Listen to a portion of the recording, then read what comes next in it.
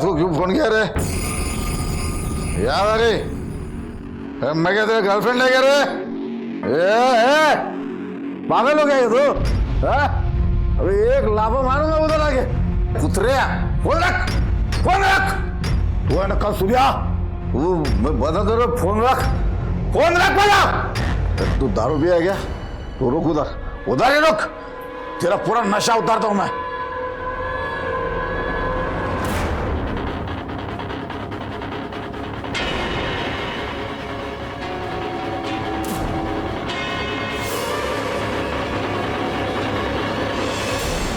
क्रोध की आग क्रोधी को ही झुलसा जाती है।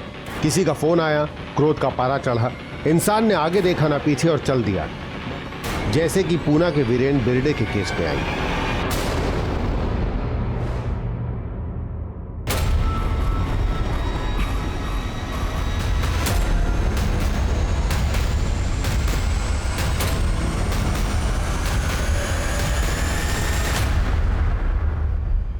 सर, मेरे पति कल रात से घर नहीं है। क्या नाम है तुम्हारे पति का? वीरेन बिरडे। क्या हुआ? सर, ये समाजवादी गणतंत्र पार्टी के नेता है ना, वीरेन बिरडे। जानता हूं मैं। ये उनकी पत्नी है। बैठिए ना प्लीज। शशिकांत, पानी क्यों नहीं? बोलिए क्या हुआ? मेरे पति कल रात को 12 साढ़े 12 बजे फोन पर किसी से बात कर रहे थे, झगड़ा कर रहे थे।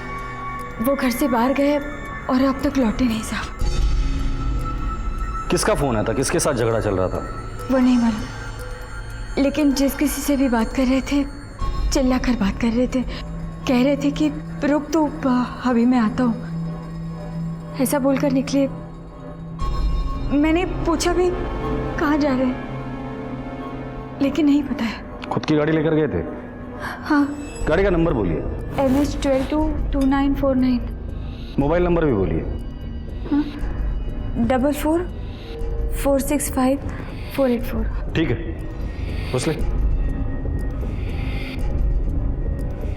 पता करो रात 12:30 बजे किसका कॉल आया था और ये मोबाइल सर्विलेंस पे डाल दो। मोबाइल की करंट लोकेशन पता चल जाएगी और गाड़ी का नंबर हर पुलिस स्टेशन और वायरलेस में सर्कुलेट कर देना, और थोड़ा जल्दी। बड़ी पार्टी का बड़ा नेता है।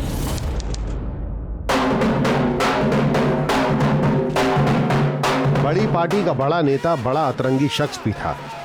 बड़ी तेजी से सीढ़ियां चढ़ता ये जमीन से आसमां की ओर बढ़ रहा था। अभी 2 महीने पहले की ही बात है।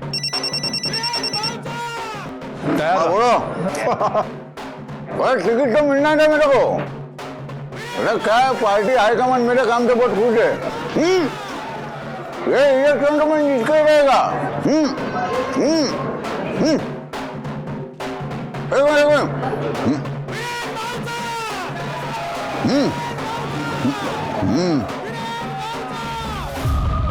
अरे क्या बात है मालूम है?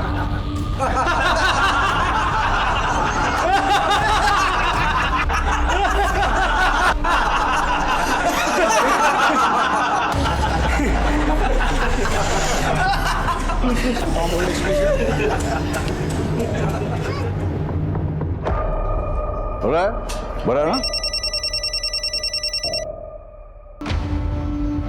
हेलो, हाँ बोल। क्या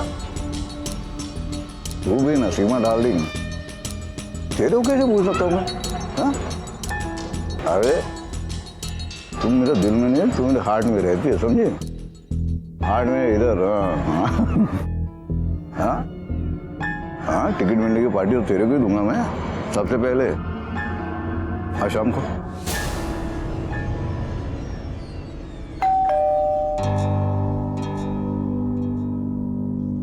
ना कोई राव दे, मी जाते।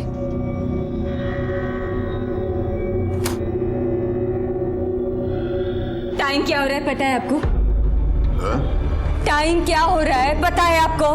तू मेरे को टाइम दिखाएगी? तू बॉस है क्या मेरी? बॉस नहीं हूँ, बीवी हूँ आपकी। 2 बच्चों की माँ हूँ, मुझे भी सब समझ में आता है। बाहर जाते हैं तो क्या करते हैं, किससे मिलते हैं, सब मालूम है मुझे। मालूम है? मालूम है तो जाना, मालूम करती रहे जा। नहीं चलेगा ऐसा। समझे आप? नहीं चलेगा। 2 बच्चों के बाप हैं आप। घर है, परिवार है, जिम्मेदारी है। बाहर तो बहुत बड़े नेता बनते रहते हैं, लड़की बाजी करते उतरिया, बीच में नहीं बोलने का, समझा ना? और तू सिखाएगी मेरे को क्या करना चाहिए, क्या नहीं करना चाहिए, तू सिखाएगी।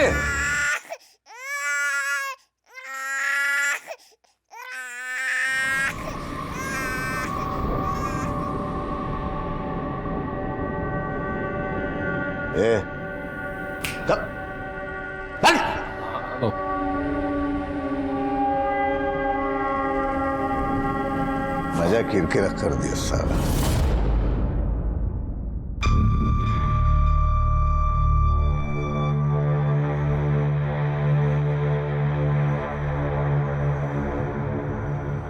अच्छा सुनो, कब तक ऐसे गर्लफ्रेंड बना के रखोगे? शादी कब करोगे? शादी क्या करेगी रे शादी करके? अच्छा, शादी करके क्या करते हैं? शादी करके वो नहीं, शादी करके करना चाहिए। अभी कौन आ गया? एक मिनट रुको, मैं देखती हूँ।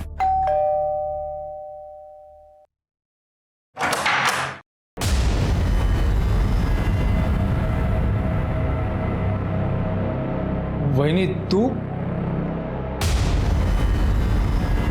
कौन है रे?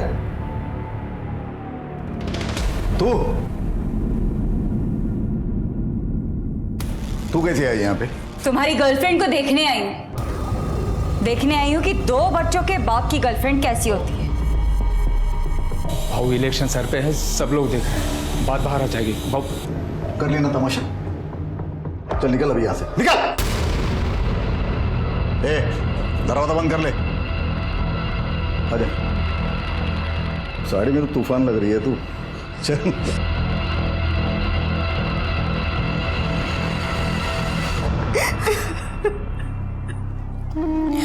चुप हो जा, मैं उससे बात करती हूँ।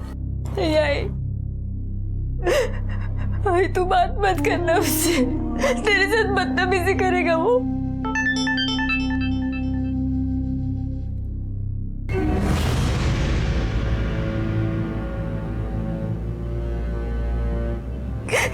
ये देख, ये उसने भेजी है अपनी रखेल के साथ। पढ़ना नीचे क्या लिखा है? नीचे लिखा है हम दोनों की जोड़ी कितनी अच्छी लग रही है ना। ये आदमी सुधरेगा? ये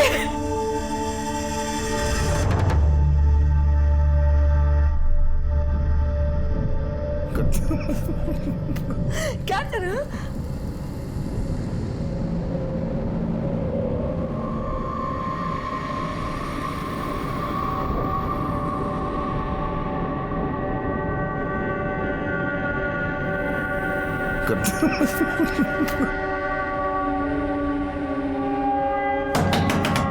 खोलो, कौन है अंदर? क्या है? हाय।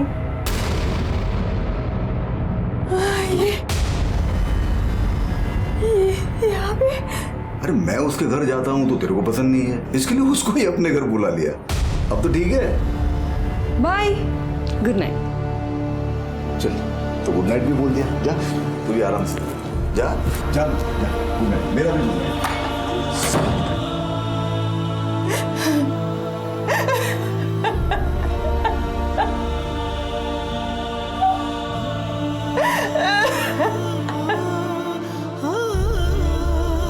नहीं मम्मी, मुझे नहीं खाना। लवकर खा, भले काम है। ए साइन कर। क्या है ये? क्या करता है तू भी? ए माता रे, चुप, बस बस। चल चकुल, साइन कर। ना करना। साइन कर दे। बीवी हूँ, रखेल नहीं हूँ। जब चाह छोड़ दिया, जब चाह पकड़ लिए। नहीं करना, साइन कर दे। नहीं करना। ये ले, उठा पेपर साइन कर, मुंह क्या देख रहे? उठा।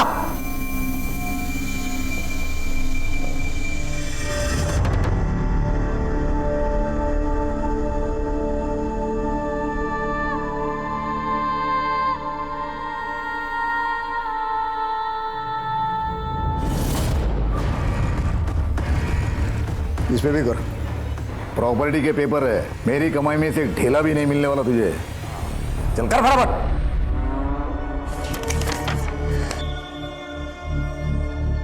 औरत अबला है पर उसके धैर्य की भी अपनी एक सीमा है। फिर औरत खुद पर भले ही जुर्म बर्दाश्त कर ले, लेकिन एक मां अपने बच्चों के साथ अन्याय बर्दाश्त नहीं कर सकती, फिर चाहे अन्याय करने वाला बच्चों का बाप ही क्यों ना हो। कुंती की नजरों में वीरेन मर्यादा की हर सीमा लांघ चुका था। कुंती अब घायल शेरनी बन चुकी थी। कुछ करना पड़ेगा। क्या क्या करेगी तू? उसे मारना पड़ेगा। क्या मारना पड़ेगा? तू पागल तो नहीं हो गई है? पागल मैं नहीं, वो हो गया है। घर परिवार बच्चे सब भूल गए हैं। मारना ही पड़ेगा उसे, नहीं तो हम सब रास्ते पर आ जाएंगे। कैसे? वो सब मुझ पे छोड़।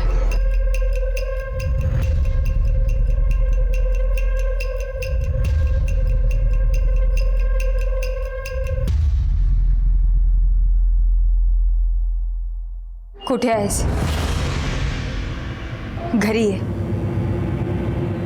शाम को नहीं, अभी इसी वक्त। थूका ना तेरे हाथ पे? कुछ लगा तेरे को? क्या है तू? क्या करूं बहनी, छोड़ रहा हूं मैं भाव को। मेरे को नहीं करने का है उसके लिए काम। 10 साल से उसके लिए चाकरी कर रहा हूं, गधे की तरह काम कर रहा हूं। दिन रात सही गलत जो बोला वो किया। क्या मिला मेरे को? बेइज्जती, गालियां और जूता। तो कुछ करता क्यों नहीं है? क्या करूं? क्या करूं? तू बोल। जो बोलूंगी वो करेगा। क्या?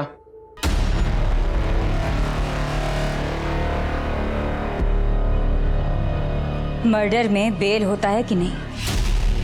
क्या? मर्डर में बेल होता है? पता कर। ये सब जान के क्या करेगी तू? तू बस पता कर, बाकीचं मी बघेन।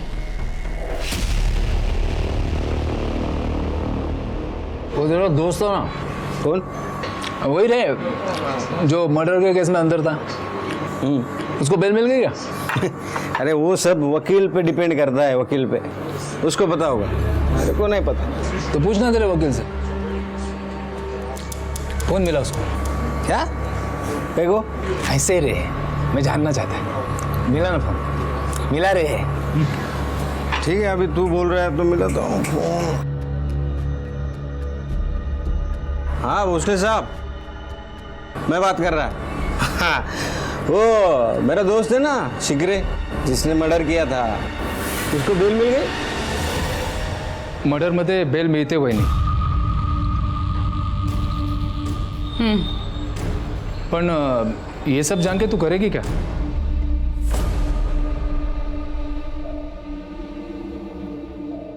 तू एक ऐसा आदमी ढूंढ जो मर्डर के केस में जेल के अंदर है, उसकी बेल करवा। वो बाहर आएगा, फिर इनको मारेगा और वापस अंदर चला जाएगा। बेल का सारा खर्चा हमारा। वो सब तो ठीक है, पर इतना पैसा तू लाएगी कहां से?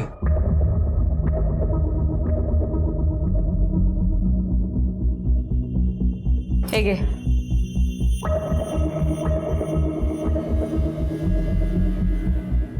बेच दे इसे। क्या दिख रहा है? जा। हाँ हाँ।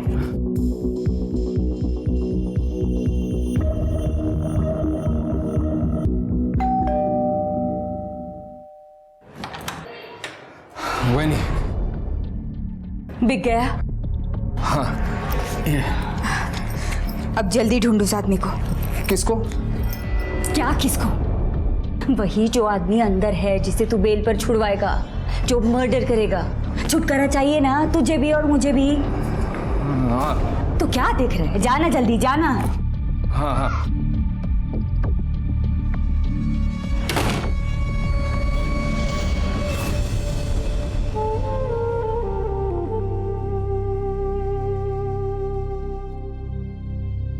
मम्मा, क्या हमको ये घर छोड़कर जाना पड़ेगा? नहीं, हमें कहीं नहीं जाना होगा।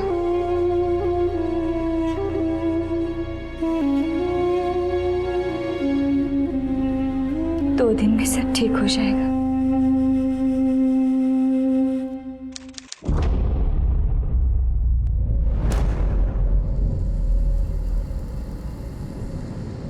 बहुत ढूंढा, अपने सारे दोस्त सबको पूछा, पर यहाँ पुणे जेल में तो ऐसा कोई आदमी नहीं है। किसी की बेल खारिज है तो किसी की केस नॉन बेल पर। वही नहीं, मुझे नहीं लगता है काम अपने बस का है।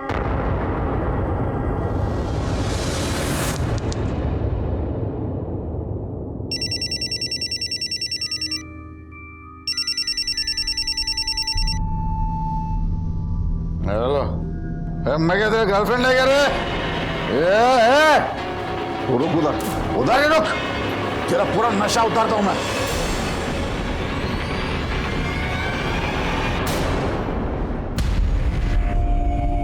देखिए मैडम, हमने वीरेंद्र बेर्डे को ढूंढने की प्रोसीजर शुरू कर दी है। जैसे उनके बारे में कुछ पता चलेगा हम आपको इन्फॉर्म कर देंगे। फिलहाल तो आप घर जाइए, कुछ टेंशन मत लीजिए, जल्दी हम उन्हें ढूंढ लेंगे। जी।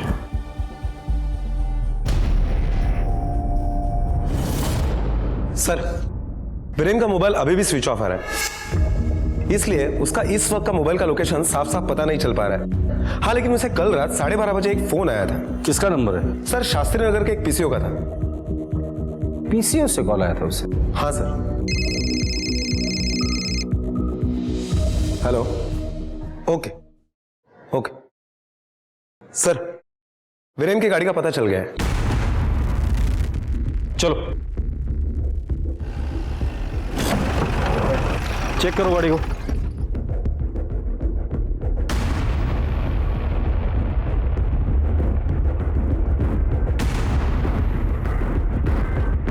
सर, खून के धब्बे। सर, ये मोबाइल और चप्पल मिली है। ठीक है, वहां पर भी कुछ है।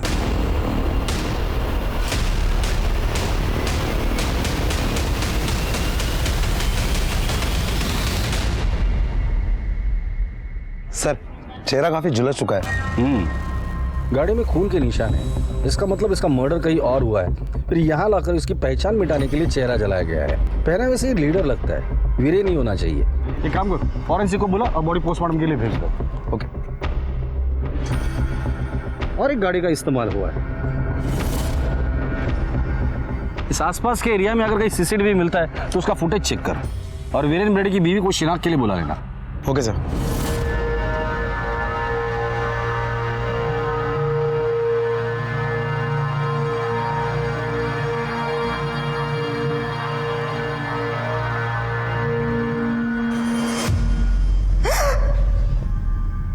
राटे,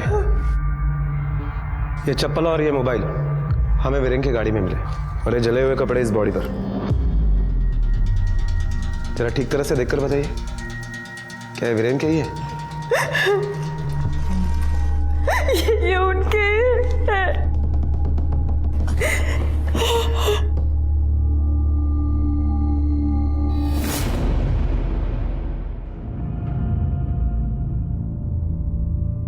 देखिए, मुझे पता है ये सही समय नहीं है सवाल पूछने का, लेकिन सॉरी, अब मेरी ड्यूटी है।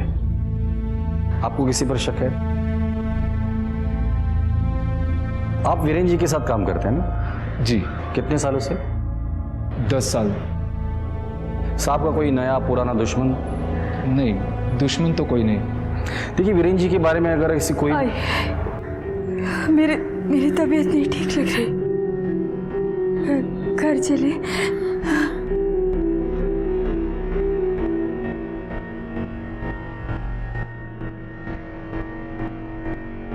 साहब, वो भाऊ की बॉडी कब तक? पोस्टमार्टम के बाद मिल जाएगी, आपको फोन आ जाएगा।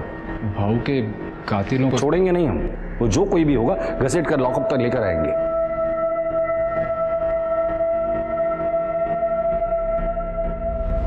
रात के गुमनाम पहर में किसी का फोन आया और क्रोध से फुफकारता हुआ वीरेन बिरडे मौत की आगोश में समा गया। और क्या वो वही था जिसने वीरेन की नृशंस हत्या कर दी? ये सब तो खैर अब तहकीकात का विषय है, पर जाने अनजाने कुंती को अपने जीवन के कहर से निजात मिल गई। इसे संयोग कहें या तकदीर की साजिश, पर कोई था जिसे अब भी इस भयानक करिश्मे पे यकीन नहीं हो रहा था। ये तूने क्या कर दिया? मैंने कुछ नहीं किया माँ। मैंने कहा था लेकिन मैंने कुछ नहीं किया। मैंने ऐसा कहा था लेकिन ऐसा कोई आदमी नहीं मिला। मैंने कुछ नहीं किया।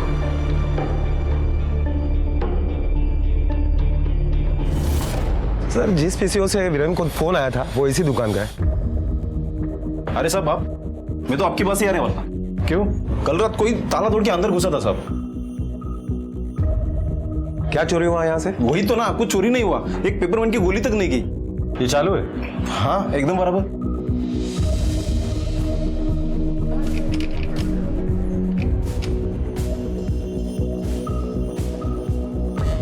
दुकान कितने बजे बंद करते हो? 10 बजे। ठीक है, भोसले, दुकान 10 बजे बंद होती है। 12:30 बजे किसी ने दुकान का ताला तोड़ा, पीसीओ से वीरेन को कॉल किया और उसे उस जगह बुलाया जहां उसे मार दिया गया। हाँ सर, हो सकता है। एक और बात, जब भी किसी औरत का पति मर जाता है तो उस औरत का रो रो के बुरा हाल होता है, वो बिखर जाती है। लेकिन यहाँ वीरेन को मारा, उसे जलाया गया, लेकिन वीरेन की बीवी को उतना दुख या दर्द नहीं हुआ जितना होना चाहिए था। हाँ सर, ये बात मुझे भी बहुत अजीब लगी, जैसे उसे सब कुछ पता था कि ये सब कुछ होगा। कि ऐसा तो नहीं कि घर के अंदर ही लफड़ा हो। आस पड़ोस में पूछताछ करो। ओके। काय सांगू साहेब, नवरा बाई को दोनों में पूरा दिन भांडण होते रहता है और उनकी आवाज बाहर तक आती है। साहब, बाई तो बहुत अच्छी है, 2 छोटे छोटे बच्चे भी हैं उसके, पर ना सारा दिन काम करती रहती है। उसका जो नौरा है ना, नौरा, वो नेता है, नेता, और खूब मारता है उसको साहब। सर, वीरेन के आस पड़ोस में पूछताछ की तो पता चला कि प्रॉब्लम तो उसके घर में ही थी। वो अपनी बीवी को डिवोर्स देने वाला था। आपके और आपके पति के संबंध कैसे थे? ठीक थे। पर हमने सुना कि आप दोनों के बीच काफी लड़ाई झगड़ा होता था, बात डिवोर्स तक गई थी।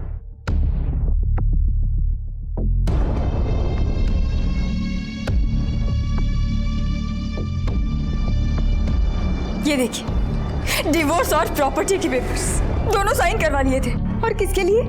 गर्लफ्रेंड के लिए। गर्लफ्रेंड? क्या नाम है उसका? सीमा साळुंखे, विनय नगर में रहती है।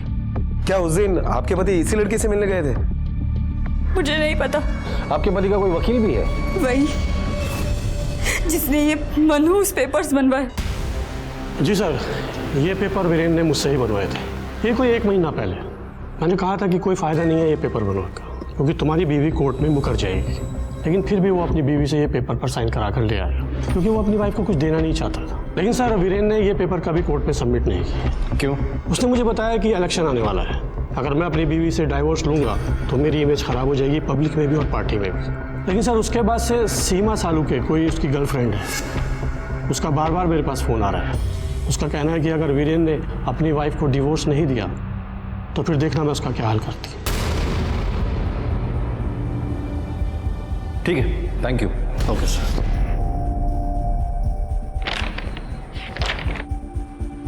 वीरेन ने डिवोर्स के पेपर कोर्ट में सबमिट नहीं किए, बीवी के लिए ठीक था, लेकिन गर्लफ्रेंड को जरूर झटका लगा होगा।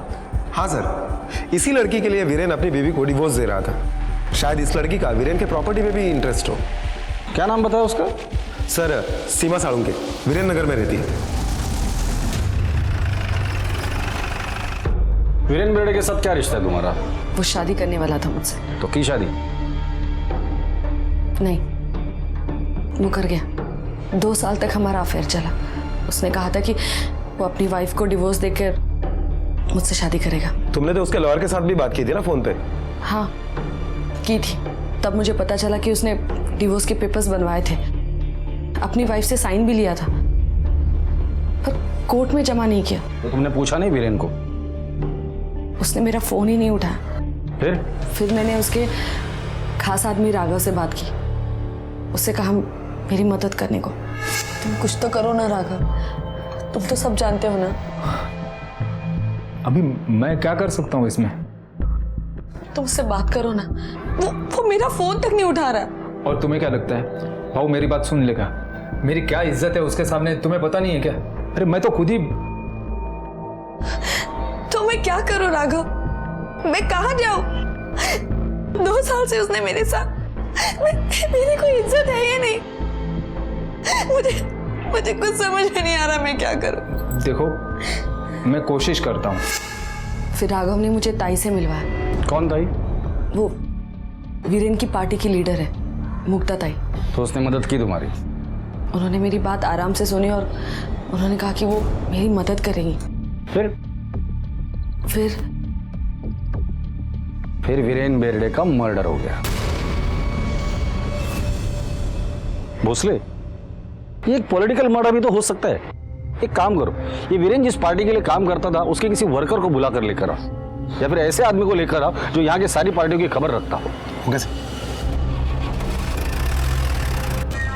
साहब, मुक्ताताई और वीरेन भाऊ है ना, उन दोनों का ना 36 का आंकड़ा था। और वो वीरेन भाई का वो था ना, क्या बोलते हैं उसको, फंटर राघव, वो अक्सर मुक्ताताई से मिलने आया करता था। मैंने खुद देखा था। कितनी बार आया था मिलने? सर पिछले कुछ दिनों में 5-6 बार आया होगा, ज्यादातर रात को आता था। और साहब ये जो वीरेन भाऊ है ना, ये राघव के साथ है ना कुत्ते माफिक बर्ताव करते थे।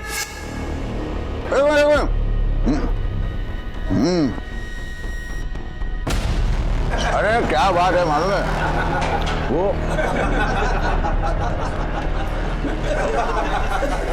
ठीक है, जा दो। सर ये मुक्ताताई भी वीरेन की पार्टी की बड़ी लीडर है। अच्छा, चलो मिलते हैं इस मुक्ताताई से।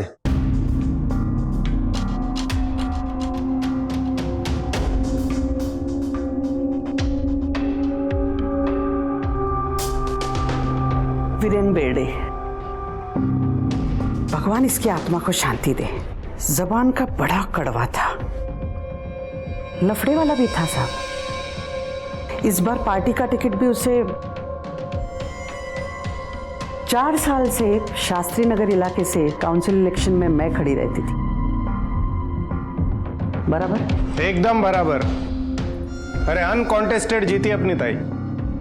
फिर ये वीरेन ऊपर आया, हाईकमान को क्या बोला मेरे खिलाफ, क्या पट्टी पढ़ाया। हाँ, पट्टी बढ़ाया, ताई का टिकट कटवा के खुद ले लिया। और इसी बात को लेकर तुम दोनों में झगड़ा हुआ। झगड़ा? बहस हुई साहब। बहुत बदतमीजी से बात किया मेरे साथ। वो तो ताई ने हाथ रोक लिया, नहीं तो 2 कान के नीचे मारता था मैं उसको। तेरे को टिकट कैसे मिला मेरे को सब मालूम। ए राई, आवाज नीचे और आंख नीचे करके बात कर। मैं तेरे बारे में किसी को कुछ नहीं बोला, समझे? ए झूठ मत बोल। ए ताई, तेरे कुत्ते को बोल बीच में मत भौंक। जबान संभाल के बात करा। ये भौंकेगा ना तो कान के नीचे बजाऊंगा इसके। बे तू क्या कान के नीचे बजाएगा, मैं तेरे कान के नीचे बजाऊंगा।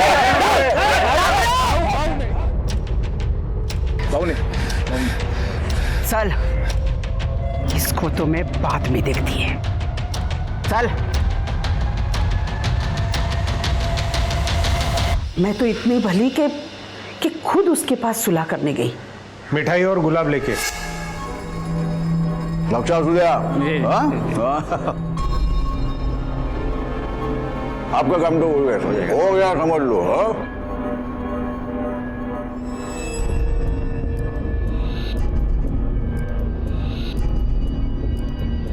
ले पकड़। अरे बधाई देने वास्ते आई। देख, जो भी फैसला है पार्टी का, इसमें तेरा मेरा क्या। झगड़ा भूल जा, भांडण छोड़ून दे। काय हो गया तेरा निगाहता। लोग खाना खा के जाने का समझा ना सब लोगों ने। कोई भी भूखा पेट जाने का नहीं अपने घर से, समझा? मेरा तो मन किया जाके उसको जान से छोड़ना। क्यों इतना उबाल रहा है? हा? जो जैसा होगा वैसे ही करेगा ना वो। बिच्छू है तो डंक मारेगा ही। ये राघव आया था ना मिलने आपसे। कौन राघव? राघव जगताप। कौन है रे राघव? ताई वो वीरेन का कुत्ता। हाँ साहब आया होगा अभी। यहाँ आपने देखा दिन में 100-200 लोग तो आते ही रहते हैं। तो सीमा भी आई थी ना आपसे मिलने, राघव के कहने पर। सीमा? अच्छा वो राघव, वीरेन का आदमी। हाँ हाँ, वो आया था। वो बोला कि उस लड़की को हेल्प चाहिए, कह रहा था वीरेन उसका इस्तेमाल कर रहा है, आप कुछ कीजिए। मैंने कहा ठीक है, लेके आओ उसको, मैं न्याय दिलाऊंगी उसको। मैडम आपसे कोई मिल रहा है और कह रहे हैं कि आपने उन्हें बुलाया था। वो मैं वीरेन के बारे में बात करने आई हूँ। हाँ मालूम है, बोल ना बोल। आपलीच माणसं बोल। आई वो उसने मुझे वादा किया था कि वो अपनी बीवी को तलाक देगा और मुझसे शादी करेगा, लेकिन मुकर गया। इस्तेमाल किया ना तेरा। वाईट माणूस आहे, वाईट माणूस आहे। ताई आता मी काय करू? करते हैं, कुछ तो करते हैं। अबला और शोषित लोगों के लिए ही हम हैं। देखो ना, अपने ही पार्टी का आदमी, लेकिन चाल चलन देखो उसका। मैंने कहा उस लड़की को मैं न्याय दिलाऊंगी तुमको। कैसे? कैसे मतलब, वो लड़की ने बोला मुझे कि उसके पास फोटो है, वीरेन के लेटर्स हैं। तो मैंने उसको पूछा कि मैं अगर प्रेस कॉन्फ्रेंस बुलाऊं, मीडिया बुलाऊं तो बोलोगी? तो बोली हाँ। अभी क्या है ना साहब कि अपने राजनीतिक प्रतिद्वंदी के खिलाफ हमें भी तो मसाला चाहिए ना। अरे चाय ठंडा मंगाओ साहब के लिए। नहीं, सुकुन, थैंक यू।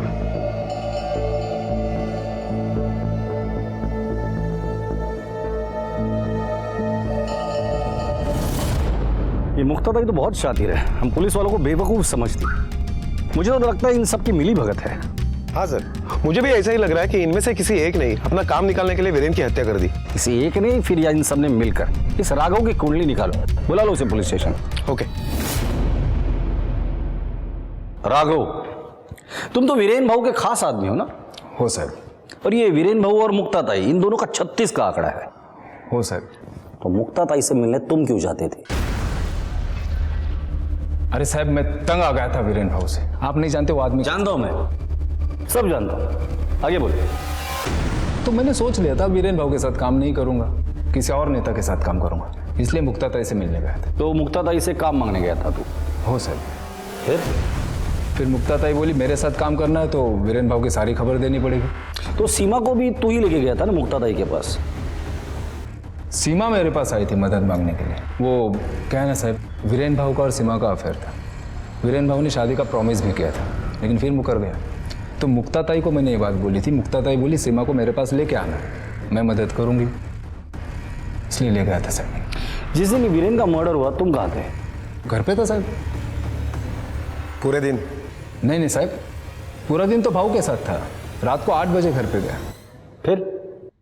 फिर साहब रात को घर पे गया, सोया। साहब सुबह वैनी का फोन आया, भाऊ रात भर घर नहीं आया है, फोन नहीं लग रहा है। फिर पता चला कि भाऊ तो उसमें ये वीरेन की हत्या तो एक पहेली बन गई है। हाँ सर, एक तरफ घर का पॉलिटिक्स और दूसरी तरफ बाहर का। वीरेन को मारने का मोटिव तो बहुत लोगों के पास है। सीमा से शादी नहीं कर रहा था, राघव को इज्जत चाहिए थी, कुंती को डिवोर्स और प्रॉपर्टी खोने का डर था, और मुक्ताताई को टिकट। ये सीमा, राघव और वो कात्रे, इन तीनों के कॉल रिकॉर्ड निकालो और उनकी लोकेशन भी निकालना, खासकर उस दिन जिस दिन वीरेन का मर्डर हुआ था। Okay sir. पुलिस की छानबीन से फिलहाल ऐसा लग रहा था कि कोई वीरेन की जाती जिंदगी की आंच पे अपनी राजनीतिक रोटियां सेक गया और उसी आंच से वीरेन को जलाकर भस्म भी कर गया, या फिर एक तीर से कई लोगों ने निशाने साध लिए। सीमा, ताई, कतरे, कुंती और राघव। हालांकि हत्या करने की नीयत से पुलिस को राघव का कोई ठोस मोटिव नहीं मिला, पर कभी कभी नीयत की कारीगरी को एक जौहरी की जरूरत पड़ती है। साहब वीरेन भाऊ के मर्डर के बारे में सुना साहब, उसका खास आदमी ना राघव, मुझे बेच के गया था। तो मुझे लगा कहीं मैं ना फंस जाऊं, इसीलिए मैं आपको बताने को लाया साहब। कब बेचे रहे गहने? साहब मर्डर के कुछ दिन पहले बेचा था साहब। कुछ बोला क्यों बेच रहा है? नहीं साहब, और मैंने पूछा भी नहीं साहब, क्योंकि हमारे यहाँ वैसे भी बहुत लोग आते हैं गहने बेचने के लिए। ठीक है, जब तक इस केस की इन्वेस्टिगेशन चल रही है ये गहने तुम संभाल कर रखना। ठीक है सर। लेकर जाओ। सर इतने सारे लेडीज के गहने राघव के नहीं हो सकते। हाँ साहब, मैंने ही बेचे थे गहने, कुंती वहीनी ने देते बेचने के लिए।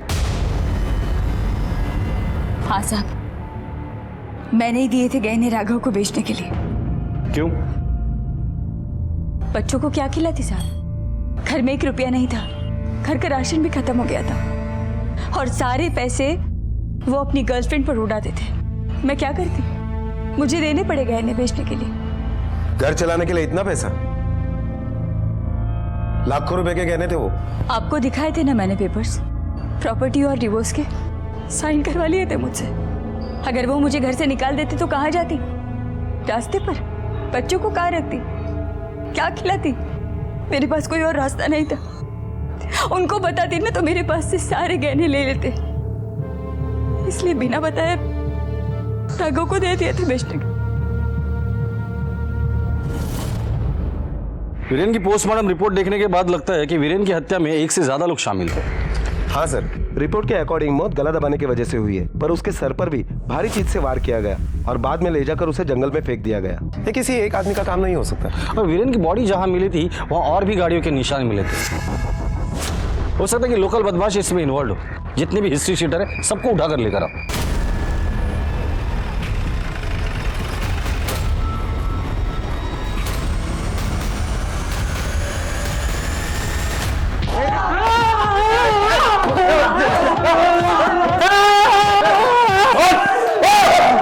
हमने क्या किया है साहब? क्या किया है? राटे द्या नाश्ता अजून यांना। एक मिनट, मैं बताता है सब, मैं बताता हूँ साहब। वो वीरेन भाऊ का आदमी है ना राघव, वो आया था मेरे पास। क्यों? बोला जेल में कोई ऐसा आदमी है जो बेल पर बाहर आकर मर्डर कर सके। वो राघव ही था जिसने वीरेन का भेद ताई को बताया। वो राघव ही था जिसने सीमा को ताई से मिलवाया। राघव खुद वीरेन से छुटकारा पाना चाहता था। हत्या की नीयत अब बिल्कुल क्लियर थी, पर क्या वीरेन की हत्या में राघव खुद शामिल था? पुलिस की जबरदस्त छानबीन में उसे एक सीसीटीवी फुटेज मिला। पॉज करो, प्ले करो, फॉरवर्ड करो, फॉरवर्ड। बस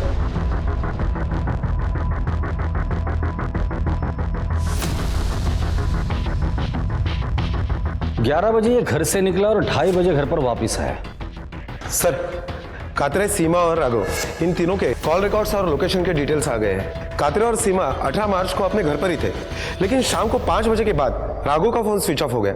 उस वजह से उसकी कॉल डिटेल्स और मोबाइल की लोकेशंस नहीं मिल पाई। राघव ने अपना फोन स्विच ऑफ करके घर पर रखा था, लेकिन राघव घर पर नहीं, कहीं और था। फुटेज प्ले करो, देखो। 11 बजे राघव घर से निकला, फॉरवर्ड करो, और 2:30 बजे वापस आया। गाड़ी में 2 लोग और भी है। जरा गाड़ी को जूम करो, नंबर प्लेट दिखाई दे रही है। पता करो ये गाड़ी किसकी है। Okay sir.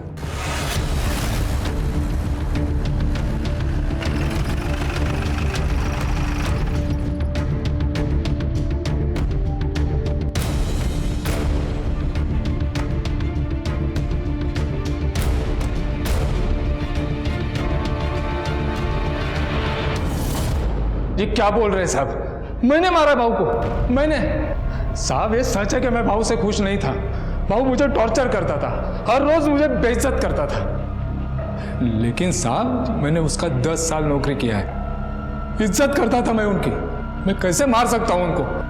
करेक्ट है। फिर तू ऐसे आदमी को क्यों ढूंढ रहा था जो जेल में है, बेल पर बाहर आके किसी का मर्डर कर सके? नहीं, कौन बोला आपको? शशिकांत, चलो।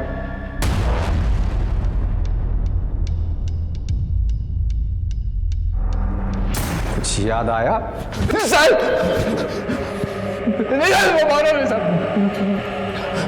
बताता हूं। अब बिना टाइम पास किए फटाफट बता दे, इस पूरे कांड का मास्टरमाइंड कौन है? कुंती वहीनी। साहब वो वीरेन भाऊ ने कुंती वहिनी का जीवन नरक बना के रखा था। उस सीमा के चक्कर में कुंती वहिनी को जबरदस्ती डिवोर्स दे रहा था। वो प्रॉपर्टी से भी बेदखल कर दिया था। मैं भी साहब तंग आ गया था रोज रोज की बेइज्जती से।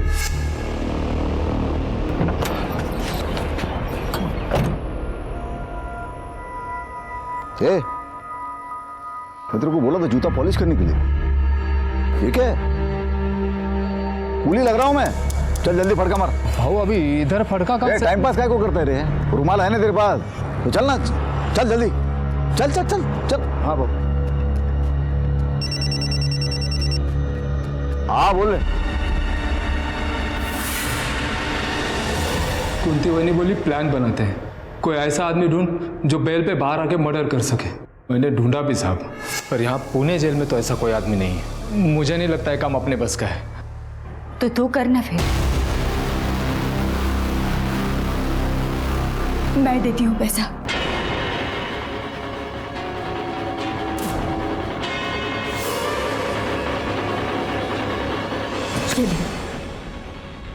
करेगा ना मेरे लिए, अपनी इज्जत के लिए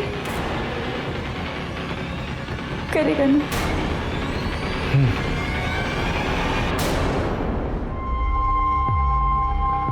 ये पूरे देखो, काम जोखम का है, होगा ना? हो जाएगा, तुम सिर्फ प्लान बताओ।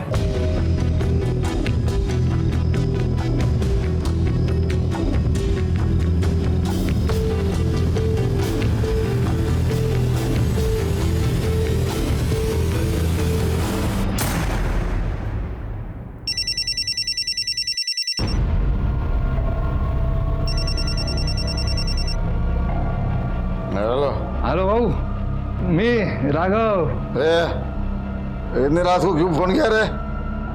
आपका बहुत याद आ रहा है। मैं क्या तेरा गर्लफ्रेंड है क्या रे?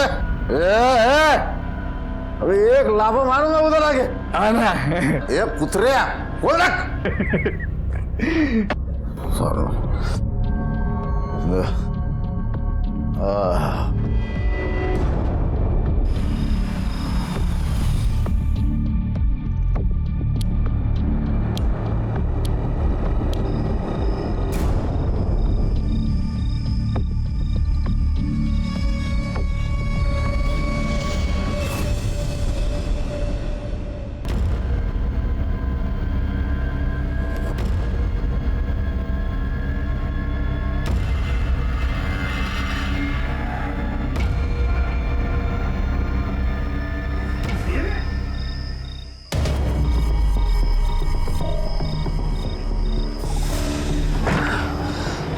लाश ठिकाने लगा के जला देंगे। सिर्फ चेहरा जलाना, अंतिम संस्कार करना है।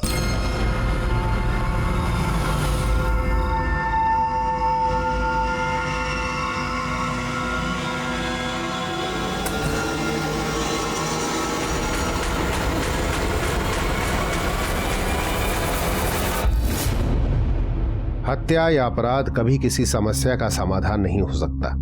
इनफैक्ट ज्यादातर अपराध समस्या को और भी विकट बना देते हैं।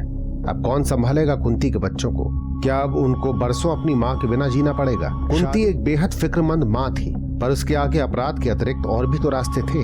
फिर अपराध ही क्यों? जीवन को उसके नियमों, उसके मूल्यों के जरिए पहचानिए, नहीं तो नियत अच्छी ही क्यों ना हो, जिंदगी नर्क बन जाती है। हमारे आज के एपिसोड की दूसरी कहानी।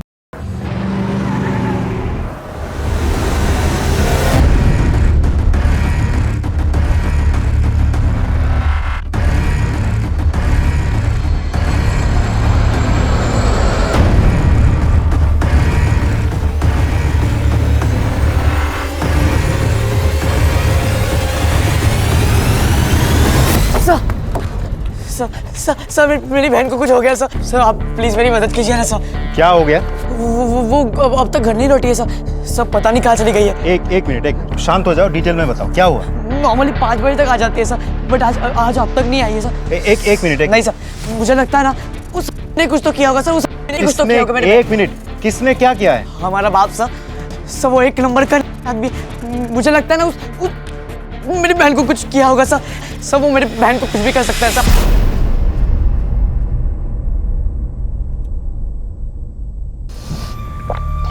वो दीदी खाना बनाने का काम करती है।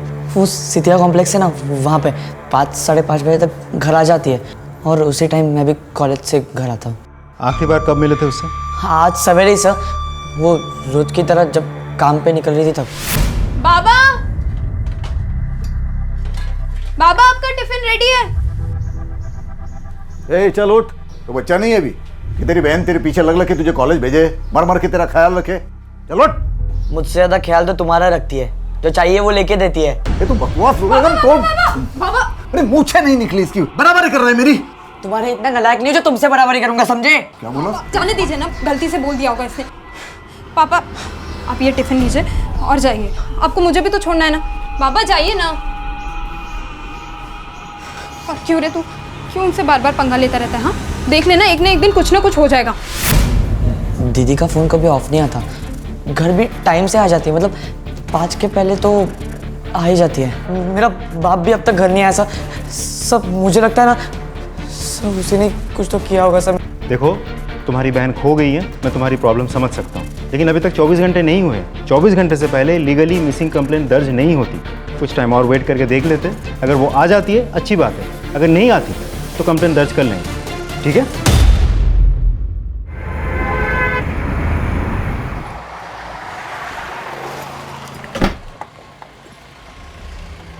Good morning sir. ये लड़का कौन है? सर रिपोर्ट लिखवाने आया है, कल भी आया था, कह रहा है बड़ी बहन लापता है। सर बहन का नाम शिल्पा है, कुक का काम करती है, डेवोसी है। सर अपने काम से कहीं गई होगी, छोटी बच्ची तो है नहीं, लेकिन लड़का मानने को तैयार ही नहीं है। और माँ बाप? सर ये तो खुद बाप पे ही इल्ज़ाम लगा रहा है, कह रहा है बाप ने ही बहन को गायब करवाया होगा, और बातों से साफ लगता है कि बाप से बहुत नफरत करता है।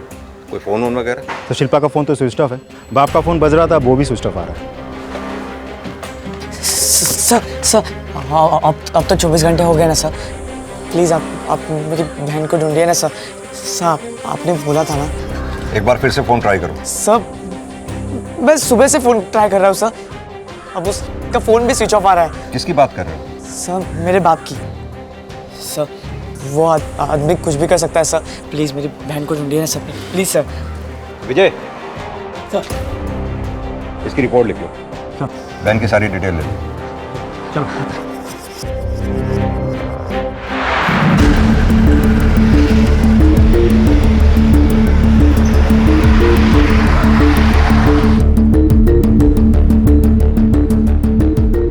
यही है। रामचरण जी, शिल्पा कहाँ है? शिल्पा कहाँ है मतलब? शांत हो जाओ, यहीं खड़े रहो तुम, तुमसे कुछ बात करनी है। आइए अमित, आस पड़ोस में अच्छी तरह से पूछताछ करो। नंबर पर कॉल कर रही हैं वो बंद है। सर फोन स्विच ऑफ आ रहा है उसका, लेकिन मुझे यकीन है सर वो अपने माँ के घर ही होगी। दिन भर काम करके थक जाती है बेचारी। माँ क्या साथ में नहीं रहती? जी नहीं, वो अलग रहती है गांव में। मैंने उसका भी नंबर ट्राई किया था, लेकिन उसका नंबर नेटवर्क से बाहर लग रहा है। लेकिन वो अगर अपने माँ के यहाँ जाती तो अपना फोन क्यों स्विच ऑफ करती? सर स्विच ऑफ हुआ होगा, चार्ज करना भूल गई होगी। दिन भर बहुत काम होता है, दोनों का ख्याल रखना होता है, तो ये अक्सर चार्ज करना भूल जाती है। हमारा झगड़ा हुआ, वो हर महीने अपने माँ के पास मिलने जाया करती थी। क्या उसकी लाइफ में कोई लड़का था? हो सकता है झगड़े के बाद वो उसी लड़के के साथ कहीं चली गई होगी। नहीं सर, ऐसा कुछ नहीं हुआ था। कल रात में कहाँ थे तुम? वो सर मैंने ज़्यादा पी ली थी, तो ऐसी हालत में मैं बच्चों के सामने नहीं आ सकता, इसलिए अपने दोस्त के घर रुक गया था। कौन दोस्त? सतपाल, यहीं पास में रहता है। कहीं ऐसा तो नहीं तुम्हारा अपनी बेटी के साथ झगड़ा हुआ हो, काम पे जाते समय या घर से निकलते समय? नहीं साहब, ऐसी कोई बात नहीं है। क्यों? क्योंकि तुम्हारा बेटा नितिन तुम्हारे ऊपर इल्जाम लगा रहा है। वो सर इसलिए, वो सुबह में थोड़ा गुस्सा हो गया था इसलिए।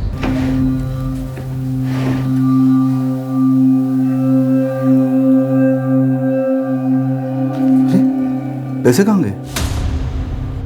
नितिन! ए नालायक, आज तूने फिर पैसे चुराए? मैंने नहीं चुराए। तो अपने आप गायब हो गए, और तुम्हें सुबह सीधा करके छोड़। हाथ मत लगाना, मैंने एक बार कह दिया ना, नहीं चुराए तो नहीं चुराए। तो क्या शिल्पा ने चुराए? इस घर में अकेला तू ही है जिसे किसी चीज की कदर नहीं है, जितना तो कम है। तुम मुझे मत सिखाओ, समझे? करेगा ना मुंह तोड़ दूंगा।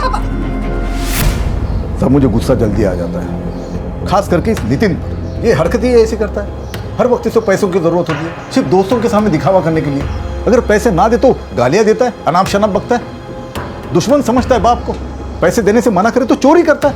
ये पहली बार नहीं साहब, पिछली बार भी मैंने इसे रंगे हाथ पकड़ा था चोरी करते हुए। वजह यही है या कोई और वजह भी है?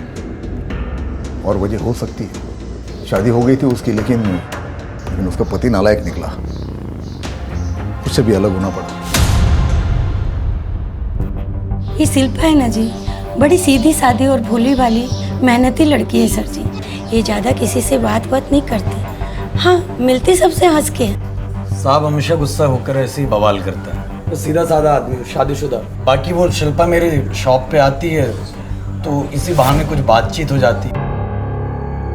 ये लीजिए, अब आप इतनी दूर आई हैं तो हमारे ढाबे की एक चाय भी पी लीजिए। नहीं, वो घर पे लेट हो रहा है ना इसलिए। नहीं, आइए ना, एक कप चाय पी लीजिए। नहीं नहीं नहीं, अरे प्लीज। मैं बाद में। अरे नहीं भाई, अरे यार नितिन छोड़ो, क्या पागल हो गया क्या? नितिन क्या कर रहा है? नितिन मेरी कसम है, छोड़ उसे। चल यहाँ से, चल। पागल है साला। साहब मैं तो ज़्यादा बोलती नहीं, लेकिन सब देखती हूँ। ये शिल्पा जितना सीधा साधा बनती है ना, उतनी ही टेढ़ी है। और ये आदमियों को तो कुछ समझ में आता नहीं है साहब कि वो कितनी पहुँची हुई चीज़ है। अकेली अपने आदमी से अलग यहाँ रहती है और सब आदमियों को देखकर हंस हंस के बातें करती है। ये ऐसी बहन है ना, इसलिए नितिन इतना परेशान रहता है साहब। गई होगी कहीं मौज मस्ती करने, और उसका डिवोर्स भी हो चुका है। सर, अमित बाप को भरोसा है कि शिल्पा एकदम ठीक होगी, वहीं दूसरी तरफ भाई है जो उसकी सलामती के लिए डरा हुआ। सर पड़ोसी को भी कहना है कि नितिन अपनी बहन को लेकर कुछ ज़्यादा ही प्रोटेक्टिव है। बाप के साथ भी उसकी खास बनती नहीं थी। तो सर ऐसा भी हो सकता है कि अपनी बहन की सेफ्टी को लेकर उसके मन में जो डर है वही गुस्सा बन के अपने बाप पे निकल रहा हो। और कुछ पता चला? सर शिल्पा के बारे में बहुत मिक्स्ड इन्फॉर्मेशन मिल रही है। कोई कह रहा है शिल्पा बहुत अच्छी औरत है, सीधी सादी औरत है, वहीं कोई शिल्पा के कैरेक्टर पे उंगली उठा रहा है। अमित एक बात तो तय है, बाप और भाई दोनों की जिम्मेदारी शिल्पा के ऊपर थी। तो ये भी तो हो सकता है कि काम के प्रेशर से तंग आकर वो खुद कहीं चली गई हो। शिल्पा के बाप का कहना है कि शिल्पा अपनी माँ के यहाँ गई होगी, नोएडा में। शिल्पा की माँ से कॉन्टैक्ट करो और पता लगाओ कि शिल्पा का मोबाइल स्विच ऑफ होने से पहले उसके फ़ोन की लास्ट लोकेशन क्या थी। सर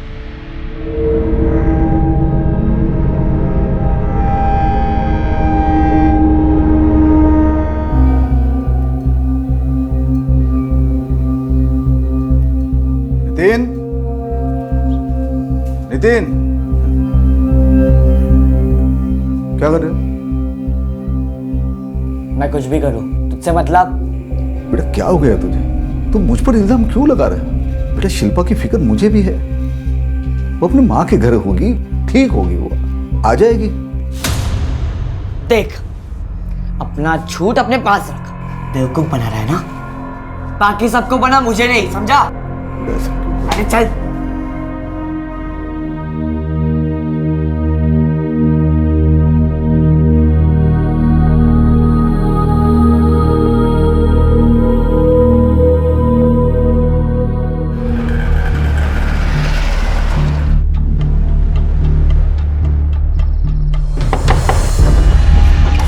आ रही हूँ भाई जी। No thanks. देखिए, वो यहाँ नहीं आएगी। हमारी आपस में कोई बात नहीं होती है। मतलब आप शिल्पा के कांटेक्ट में नहीं है? पति के साथ बातचीत नहीं होती, मैं समझ सकता हूँ। बच्चे के साथ भी बातचीत नहीं होती? हाँ, कभी कभी बात हो जाती थी। और यहाँ ऐसे आप अलग क्यों रहती है? आपस में बनती नहीं थी। रोज रोज सबके सामने तमाशा करने से बेहतर था कि अलग हो जाएं।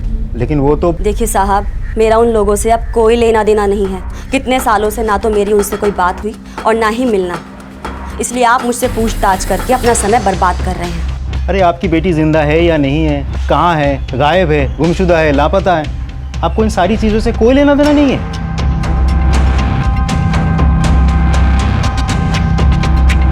ठीक है, मैं खुद उसे सुबह से ट्राई कर रही हूँ।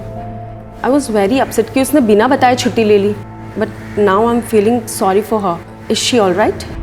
देखिए अभी तक तो हमारे पास कोई इन्फॉर्मेशन नहीं है। सर कोई ना कोई प्रॉब्लम ज़रूर होगी, अदरवाइज वो कभी बिना बताए छुट्टी लेती नहीं है। And she is very responsible. कल कितने बजे गई थी वो यहाँ से? यही कोई 4:45 के आसपास। शिल्पा जी, वो थोड़े से स्नैक्स पड़े हैं, वो फ्राई कर देगी। अचानक देखना मेहमान आ गए, आई नो तुझे थोड़ा लेट हो जाएगा, I am really very sorry. कोई बात नहीं दीदी, मैं कर देती हूँ। ठीक है। एक्स्ट्रा काम होने के बाद भी उसने अपना काम फटाफट निपटाया और वो वही अपने नॉर्मल टाइम पर चली गई थी 4:45 के आसपास। और उसे अपने भाई के घर आने से पहले घर पहुंचना होता है। कल जब वो यहाँ आई थी वो स्ट्रेस्ड लग रही थी या डिस्टर्ब लग रही थी? नॉट एट ऑल, वो हमेशा की तरह आई, वही स्माइलिंग एंड चुपचाप अपना काम किया और चली गई। Thank you. चलो।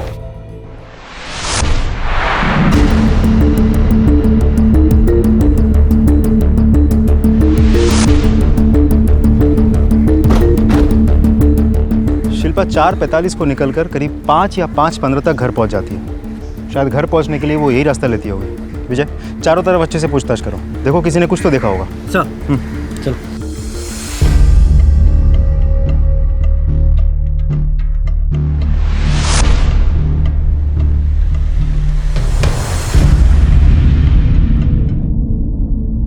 सर उसने कोई वजह नहीं दी और अपने डाइवोर्स के बारे में भी कुछ नहीं बताया। बेटी लापता है ये सुन के भी खास कुछ परेशान नहीं थी वो। हो सकता है ऐसा उसने पहली बार ना किया हो। सर एक बात मुझे अजीब लगी, जब वो मेरे साथ बात कर रही थी मुझे न जाने क्यों ऐसा लग रहा था कि मुझसे कुछ तो छिपा रही है वो। सर शिल्पा के कॉल और ट्रायंगुलेशन रिकॉर्ड। शिल्पा के फोन का लास्ट ट्रेस 5 बजे। अमित, ये टावर तो मुखर्जी नगर का है। Yes sir, exactly. ये बात मुझे भी खटकी। एक सेकंड, मैं दिखाता हूँ मैप में सर। ये देखिए सर, शिल्पा काम करती है यहाँ। ये घर पहुँचने का यूजुअल रूट है और फ़ोन हमें मिला यहाँ Mukherjee Nagar, totally opposite direction. ये मुखर्जी नगर एरिया तो शिल्पा के माँ के घर जाने वाले रास्ते में भी नहीं आता। अमित एक काम करो, इस एरिया में आसपास जितने भी लोग हैं उनसे पूछताछ करो, शायद किसी ने कुछ देखा हो। सर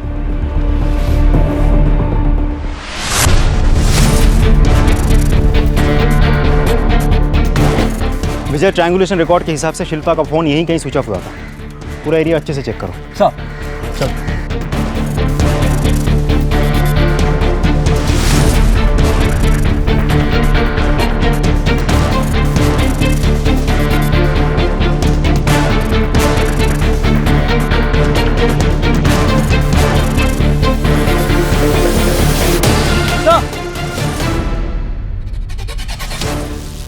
सर ये देखिए, ये फोन वहाँ पड़ा मिला।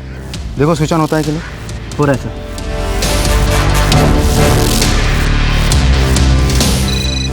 बज रहा है, रिंग हो रहा है।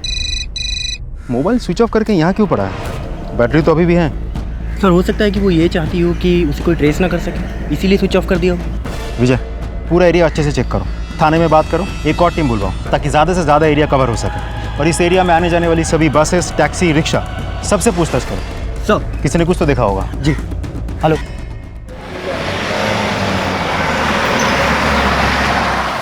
ये शिल्पा का मोबाइल मुखर्जी नगर के पास मिला हमें, स्विच ऑफ हुआ हुआ। वो रास्ता ना तो यहाँ तक आता है और ना ही शिल्पा के माँ के घर तक जाता है। किसी से उसका कोई झगड़ा, कोई पुरानी रंजिश या फिर हाल ही में किसी से कोई अनबन हुई हो, क्योंकि उसकी जान को खतरा हो सकता है। नहीं सर, तू तेरा नाटक बंद करा। सर मैं बता रहा हूँ इस ने कुछ तो किया है सर। सर आप शांत हो जाओ नितिन। शिल्पा की किसी से दुश्मनी की कोई गुंजाइश नहीं है। शिल्पा ऐसी लड़की थी ही नहीं, वो तो सबके साथ मिलजुल के रहती है। कहीं रवि ने? रवि कौन? शिल्पा का पति। शादी के 1 हफ्ते बाद वो अलग हो गए थे। सर 6 साल हो गए इस बात को। अब क्यों? अगर मुझे कुछ करना होता ना सर तो मैं 16 साल पहले करता, इतना इंतजार नहीं करता। और फिर अब मेरी बीवी है सर, ममता मेरे साथ ही है और हम दोनों खुश हैं। मुझे उस शिल्पा के पीछे दौड़ने की कोई जरूरत नहीं है सर। भाड़ में जाए सर, वो कोई ऐसी औरत होगी जो शादी के 1 हफ्ते बाद अपने पति को छोड़कर चली जाए। ऐसा क्या हुआ था जो छोड़कर चली गई?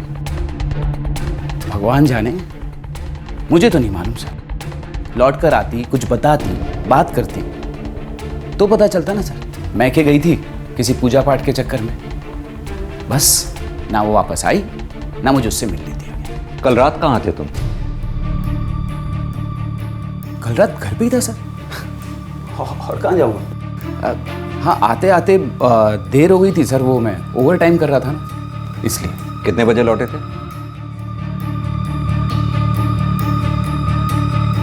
अब वो याद नहीं है सर। आपको तो याद होगा। जी वो ये तो सो रही थी उस वक्त जब मैं आया, इसे क्या पता होगा। जी ठीक है, अभी तो मैं जा रहा हूं, अगर सवाल हुए तो फिर वापस आऊंगा।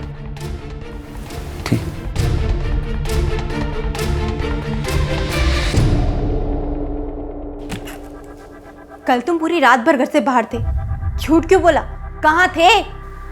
रात थी या सुबह सवेरे था, क्या फर्क पड़ता है? जो याद था वो बोल दिया मैंने। तुम मेरा भेजा क्यों खा रही हो? विजय अच्छे से देखो पूरा एरिया, सबसे पूछताछ करो, कुछ ना कुछ जरूर मिलेगा। शिल्पा को गायब हुए 30 घंटे हो चुके थे। पुलिस दिल्ली के आसपास के इलाकों में उसे ढूंढ रही थी और आखिर में शिल्पा मुखर्जी नगर के पास बेसुध अवस्था में मिली।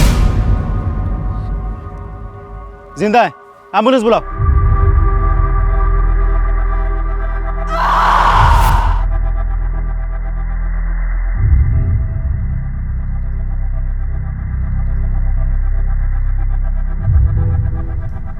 डॉक्टर साहब, शिल्पा ठीक है ना? शिल्पा के साथ जबरदस्ती की गई है और काफी घाव भी है। घाव देखकर तो ऐसा लग रहा है कि बहुत से लोगों ने मिलके उसके साथ।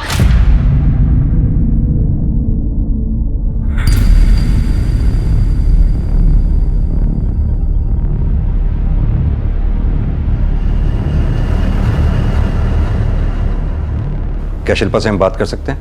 आप ट्राई करके देखिए, लेकिन मैं बता नहीं सकती कि वो ज्यादा बात कर पाएगी या नहीं। Thank you doctor. शिल्पा, अब तुम बिल्कुल सुरक्षित हो, पुलिस तुम्हारे साथ है। जिन लोगों ने भी ये किया तुम्हारे साथ, जानती हो उन्हें? कोई नाम सुना हो तुमने? अच्छा, कहां ले गए थे वो लोग तुम्हें?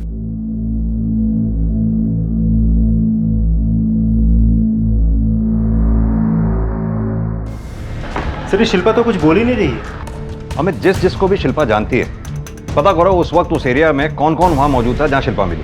लेकिन सर इतने लोगों के call records, call triangulation records तो बहुत मुश्किल होगा। आई नो अमित, लेकिन जब तक शिल्पा नहीं बोलती तब तक हम ऐसे ही हाथ पे हाथ रख के नहीं बैठे रह सकते। जिस किसी ने भी शिल्पा के साथ ये दुष्कर्म किया, बचना नहीं चाहिए। Get on it sir.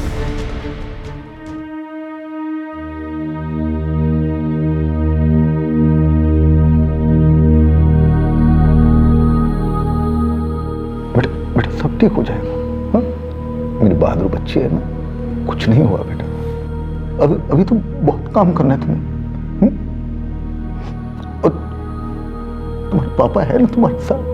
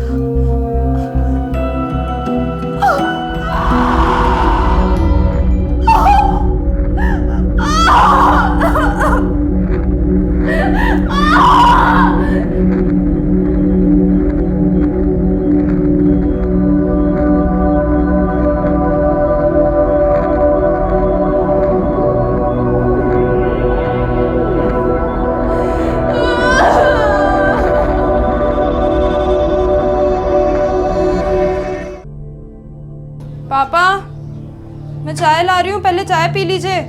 Nitin, Nitin जल्दी निकल, कॉलेज जाना है ना।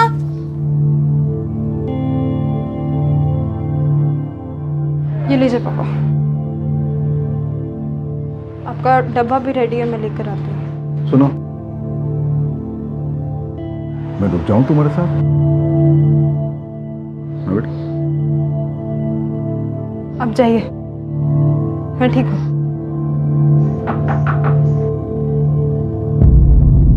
फिर आप कैसी हो शिल्पा? शिल्पा, उस दिन क्या हुआ था? देखो शिल्पा, अगर तुम ही चुप रहोगी तो हम अपराधियों तक कैसे पहुंचेंगे? जिन्होंने भी तुम्हारे साथ ये घिनौना काम किया है उसे सजा दिलवाएंगे हम। बस तुम्हें हमारी मदद करनी होगी। दी बताओ ना जो सच है।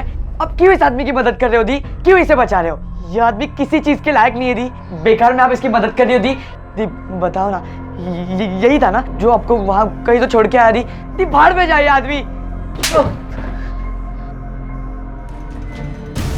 नफरत, बस करो।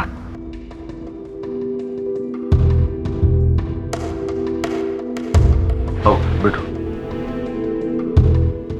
कुछ कहने वाली थी तुम शिल्पा? सर, मैं हर रोज की तरह उस दिन भी घर आ रही थी जब किसी ने सर पे वार किया। मैं बेहोश हो गई। जब होश आया तो एक छोटे से कमरे में थी। नहीं,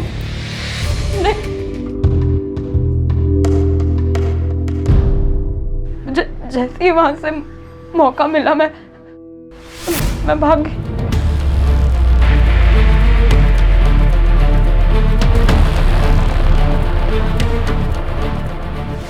कौन थे वो लोग? पहचानती हो उन्हें? अंधेरा था, किसी की भी शक्ल ठीक से दिखाई नहीं दे रही थी। तुम्हें कुछ और याद है? कितने लोग थे? किसी का नाम, किसी की आवाज? वो लोग एक दूसरे के साथ कैसे बात कर रहे थे? या तो शिल्पा को वाकई कुछ याद नहीं है या फिर ये कुछ छुपा रही है। लेकिन सर, जिसके साथ इतनी बेरहमी से बलात्कार किया गया है वो क्यों छुपाएगी? सर, ऐसा भी तो हो सकता है कि इन सारी चीज़ों को भुलाकर या पीछे छोड़कर वो किसी के साथ भागने की कोशिश कर रही थी और एन मोमेंट पर उस इंसान ने शिल्पा को धोखा दे दिया हो। अमित, अगर ऐसा होता तो वो उसका नाम हमें जरूर बताती। सर, वो पड़ोसी प्रतीक, जिसकी पत्नी के बारे में मैंने आपको कहा था, जो शिल्पा के कैरेक्टर पर उंगली उठा रही है वो। हाँ, तो हो सकता है वो इसलिए ऐसा कर रही हो क्योंकि उसे प्रतीक और शिल्पा की बातचीत करना पसंद नहीं था। इनफैक्ट मुझे तो शिल्पा के एक्स हस्बैंड रवि पर ज़्यादा डाउट हो रहा है। इन दोनों से बातचीत करके देखो, शायद कुछ निकल के आए।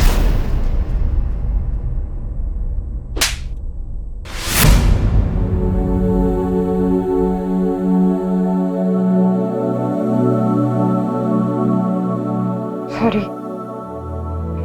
तू क्यों उन्हें बार बार दोष देता रहता है? जितने हम परेशान हैं उतने वो भी तो परेशान है ना।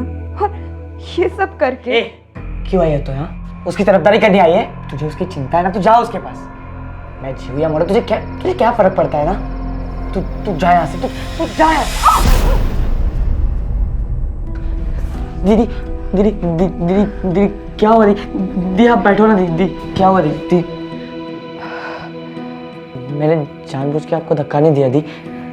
सॉरी दी। कोई बात नहीं। सॉरी दी। तो बिल्कुल भी चिंता मत कर, मैं ना सब ठीक कर दूंगी। तो बिल्कुल भी टेंशन मत ले, सब ठीक हो जाएगा। सर, रवि और प्रतीक की इंफॉर्मेशन मिल गई है। प्रतीक तो क्लीन है, लेकिन रवि, ये देखिए सर। लेके आओ उसे। सर, आप मेरी बात का यकीन नहीं कर रहे सर। सर, सचमुच शिल्पा के केस से मेरा कोई मतलब नहीं है। अगर एक लाइन भी और झूठ बोली तो इतना मारूंगा कि सांस लेना भी मुश्किल हो जाएगा तेरे लिए। सर, मेरा यकीन करो सर, वास्तव में बोल रहा हूं सर। ये तेरे फोन के ट्रायंगुलेशन रिकॉर्ड जो साफ साफ बताते हैं कि जिस वक्त शिल्पा मुखर्जी नगर में मौजूद थी तू भी उसके साथ मुखर्जी नगर में मौजूद था। अब तेरा ना तो वहां काम है और ना ही तेरा घर। कर क्या रहा था वहां पर तू? सर, मेरी बात का यकीन अमित, सर प्लीज। ये ऐसे नहीं मानेगा। मेरी बात का यकीन करो। सच करवाओ इसे। सच बोल रहा हूँ सर, मेरी बात। सच क्या है? मैं बता रहा हूँ सर। बोल। लेकिन सर, सच में बोल रहा हूँ, मेरा शिल्पा के केस से कोई मतलब नहीं है सर। मैं गया था वहां, मुखर्जी नगर गया था सर। वहां मैं नैना से मिलने गया था सर। ये नैना कौन है?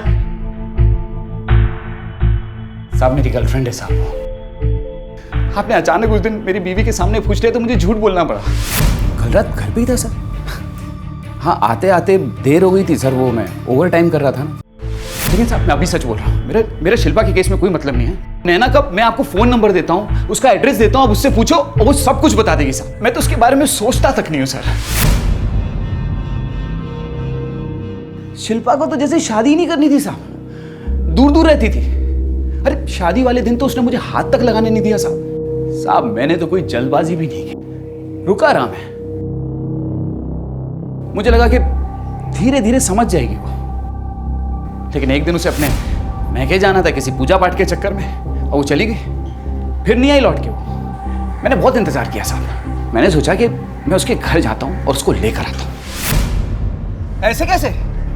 ऐसे कैसे नहीं आएगी वो? अरे बीवी है वो मेरी, जिंदगी भर यहाँ रहेगी क्या? शिल्पा बस है, बहुत हो गया, निकल यहाँ से, मैं तो टांगे तोड़ दूंगा तेरी। तू जानता नहीं क्या कर सकता हूँ मैं। चल निकल। क्या कर सकते हो?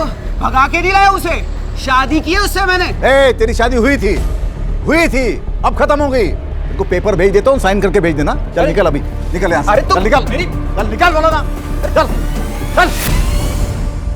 उसके बाप ने तो जब से मुझे धमकी दी ना सब, मैं तो कान पकड़ लिया, उसे वास्ता ही नहीं रखा। लग तो यही रहा है कि रवि सच बोल रहा। लेकिन सर समझ में नहीं आ रहा कि शिल्पा अपने पति के पास लौटी क्यों नहीं। ऐसे सिचुएशन में माँ बाप अपने बेटी को समझाकर ससुराल भेजते हैं, लेकिन यहाँ तो उल्टा हुआ है। बाप ने ही शिल्पा को मना किया और देखा जाए तो रवि ने ऐसा कुछ भी नहीं किया जो शिल्पा डर जाए और ससुराल लौटना ना चाहे। अमित, मुझे लगता है शिल्पा से दोबारा मिलना पड़ेगा। सर एक लीड मिला है। एक दुकानदार है जिसने उसी रास्ते पर शिल्पा का पीछा करते हुए किसी आदमी को देखा है और वो कह रहा है कि उसे पहचान लेगा। सर मैं रात को दुकान से घर जा रहा था तो उसे भागते हुए मैंने देखा था।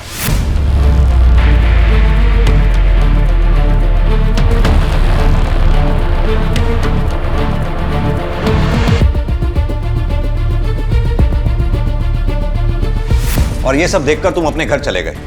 एक बार भी उस औरत की मदद करने या पुलिस को इन्फॉर्म करने की सोची नहीं तुमने? सर मुझे लगा कि क्यों किसी के बवाल में फंसना, इसके लिए मैंने किसी को बताया नहीं।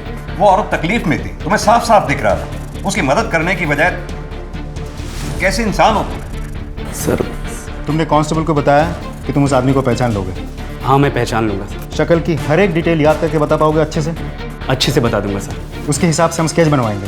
ठीक है सर।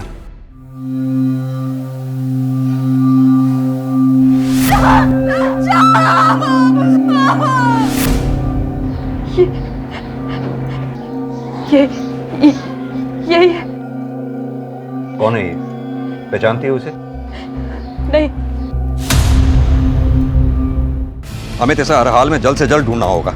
अपने खबरियों को अलर्ट करो, इस स्केच को सर्कुलेट करवाओ, पुलिस डेटाबेस चेक करो, शायद इस आदमी का कोई पुराना क्रिमिनल रिकॉर्ड हो।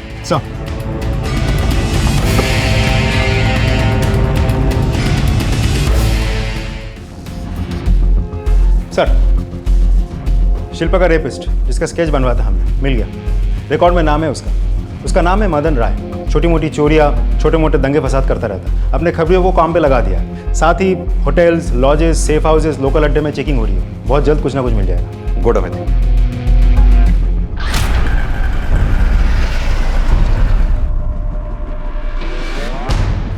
बांटना।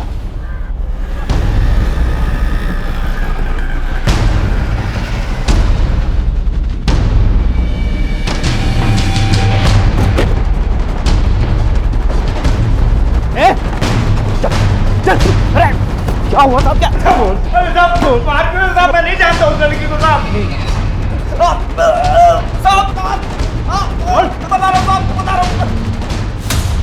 लड़की का बलात्कार मैंने किया था, लेकिन इसमें मेरी गलती नहीं है। वो वही लेके आया था उसको मेरे पास, मुझे तोहफे में मिली थी साहब। वो तोहफे में? किसने दी थी तोहफे में? वही लेके आया था साहब, उसका बाप ने बेटी को? हाँ साहब, वो खुद उसे मेरे पास लेके आया था और मैं अकेला थोड़ी था। वो डॉक्टर विराज भी था साहब, वो भी आया था बाद में। अमित सर ले आओ इस डॉक्टर विराज को भी। सर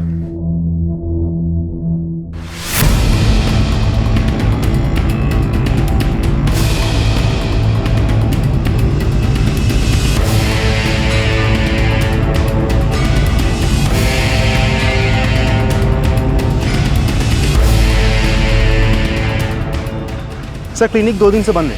क्लिनिक के ऊपर ही मकान है लेकिन खाली है। आसपास पूछताछ कर लिए, किसी को कुछ नहीं पता। अमित क्लिनिक के सारे रिकॉर्ड जब्त करवाओ, फोन ट्रायंगुलेट करवाओ, हो सकता है उसे हमारे आने की भनक लग गई, इसलिए वो गायब हो गया। ओके सर, ताला तो सर।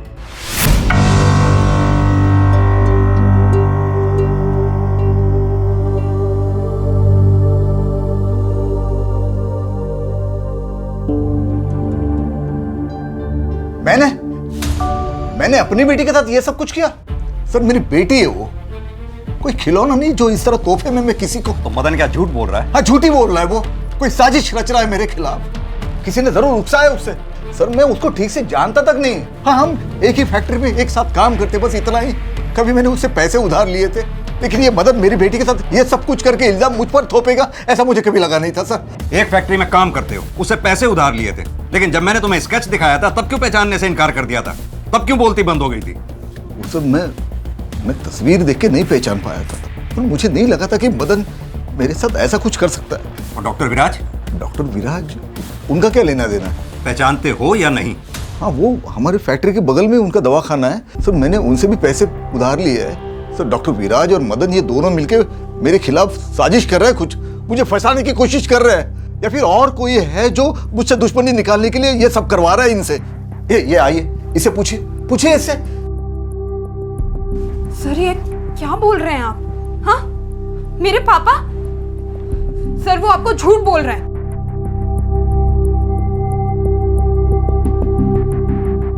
सर डॉक्टर विराज से जुड़ी काफ़ी इन्फॉर्मेशन निकलवाई, फर्जी डॉक्टर, उसे क्लिनिक में टंगी सारी डिग्री अब फेक है। फिलहाल तो वो फरार है, लेकिन बहुत जल्द हम उसे पकड़ लेंगे। कंट्रोल रूम से भी बात हो गई है, नोटिस जारी करवा रहे हैं। फिलहाल सादे कपड़ों में एक टीम को उसके घर के और उसके क्लिनिक के आसपास डिप्लॉय कर दिया है। और कॉल रिकॉर्ड्स मंगवा लिए हैं सर। लेकिन रामचरण? बाप अभी भी अपने क्राइम को मानने से इनकार कर रहा है। अब तो मुझे ये लग रहा है कि बेटी भी उसका साथ दे रही है। सर बाप से डरती होगी और क्या। अमित पहले ये मामला एक बेटे का अपने बाप से नफरत करने का लग रहा था, अब तो बाप के भी इस केस में इन्वॉल्व होने की पॉसिबिलिटी है। अमित मुझे एक बात खटक रही है थोड़ी सी। शिल्पा के माथे पर सिंदूर लगा हुआ था, 16 साल हो गए अपने पति से अलग हुए और माथे पर सिंदूर। अच्छा एक काम करो, ये रामचरण के फोन की ट्रायंगुलेशन रिकॉर्ड मंगवाओ, उसके फोन की लोकेशन को ट्रेस करके देखो क्या मिलता है। सब बोलो, तुम्हारी और फर्जी डॉक्टर विराज के बीच क्या बातें चल रही थी? अब तो तुम इस बात को झुठला भी नहीं सकते। शिल्पा को तोहफे में दे दिया और बदले में क्या मिला तुम्हें? कुछ पूछ रहे हैं?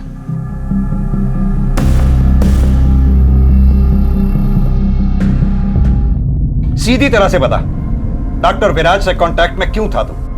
बोल।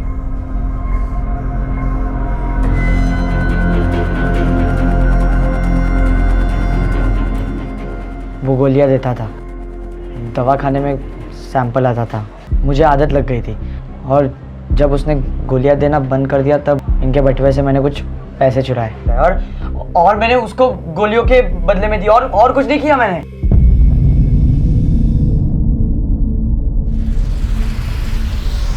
सर कुछ समझ में नहीं आ रहा है कौन सच बोल रहा है कौन झूठ। अब तो ये भी साबित हो गया कि नितिन को नशे की लत है। आखिर ऐसी कौन सी वजह रही होगी जिसकी वजह से बेटा इस हद तक गया? ये रामचरण के अतीत के और इन्फॉर्मेशन निकलवानी होगी, पता करना होगा कहीं उसने अपने अतीत में ऐसा कुछ तो नहीं किया जिसकी वजह से दोनों पति पत्नी अलग हुए थे। अमित हो ना हो इस पहेली का हल रामचरण की पत्नी लता के पास ही है। सर मैं आज ही लता से जाके बात करता हूँ और उसके पड़ोसियों से भी पूछताछ करता हूँ। Go at sir. Lata ji, इतना सब कुछ होने के बाद भी तुम चुप हो? तुम्हें अब भी नहीं लगता कि तुम्हारी बेटी के साथ ऑलरेडी बहुत बुरा हो चुका है? अगर तुम ऐसे ही चुप रहोगी ना तो तुम्हारे पति तुम्हारी बेटी को फिर से किसी और के पास भेज देगा और तुम्हें पता भी नहीं चलेगा। इस बार तो जिंदा वापस आ गई, लेकिन अगली बार क्या होगा किसी को नहीं पता।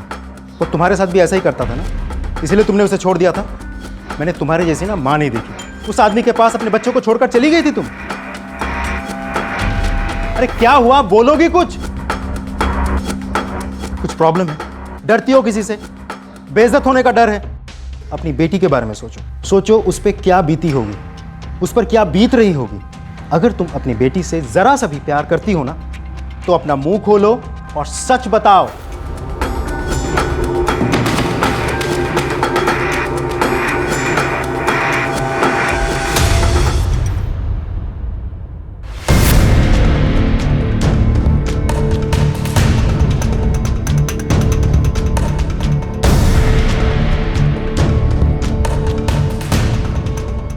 नहीं सर, कुछ नहीं हो रहा है। न लता मुंह खोल रही है, न पड़ोसियों से कुछ पता चल रहा है। पिछले 16 सालों में ज़्यादातर पड़ोसी बदल चुके हैं। जो लोग नए हैं उनको रामचरण के बारे में और फैमिली के बारे में बहुत कम पता है। सिर्फ इतना ही पता है कि रामचरण और उसके फैमिली अपने अपने में ही रहते थे। शिल्पा सिर्फ 6ठी क्लास तक पढ़ी थी, उसके बाद वो पढ़ाई कर नहीं पाई। माँ बाप दोनों मजदूर हैं तो दिन भर घर के बाहर रहते थे। सर ये सब बहुत बेसिक इन्फॉर्मेशन है, इससे आगे हम कैसे बढ़े? एक रास्ता है, इतना तो तय है कि रामचरण झूठ बोल रहा है। हमने रामचरण के फोन ट्रैगुलेट करवाया था। ये देखो, उस दिन मदन जहां जहां भी था उस वक्त पर रामचरण भी उसके साथ था। ले आओ इस रामचरण को। सर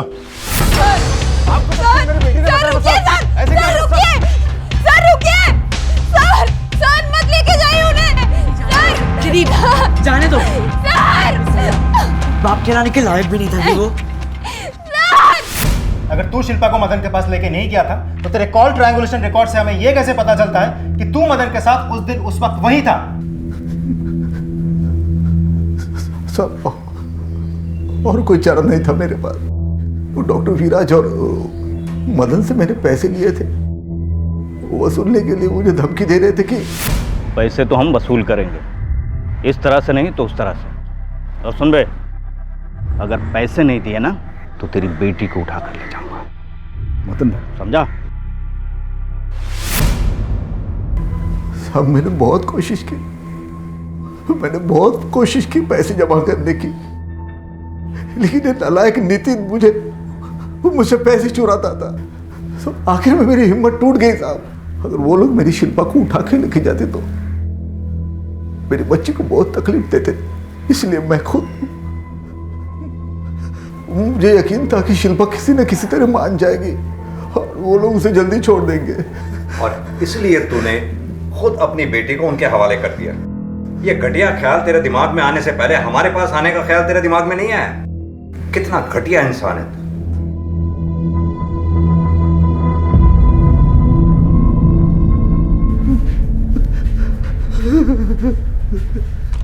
मुझे लगता है इस केस में कुछ और भी है, जैसे कि शिल्पा अपने बाप को बचाने की कोशिश कर रही है। सर वो जरूर अपने बाप से डरती है।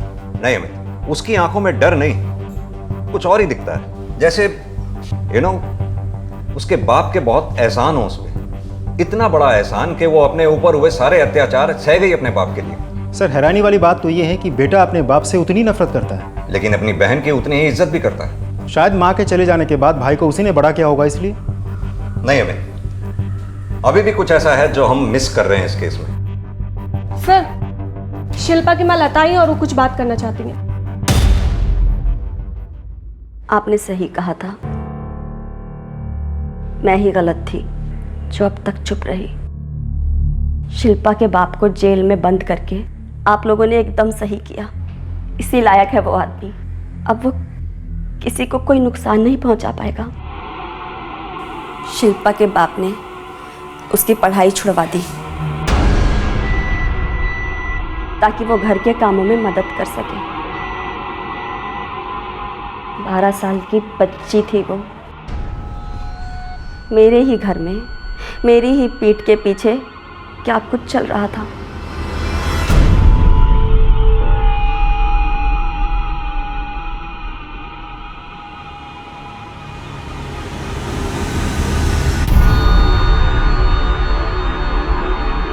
क्या कर रहे हो ये? बेटी है वो तुम्हारी।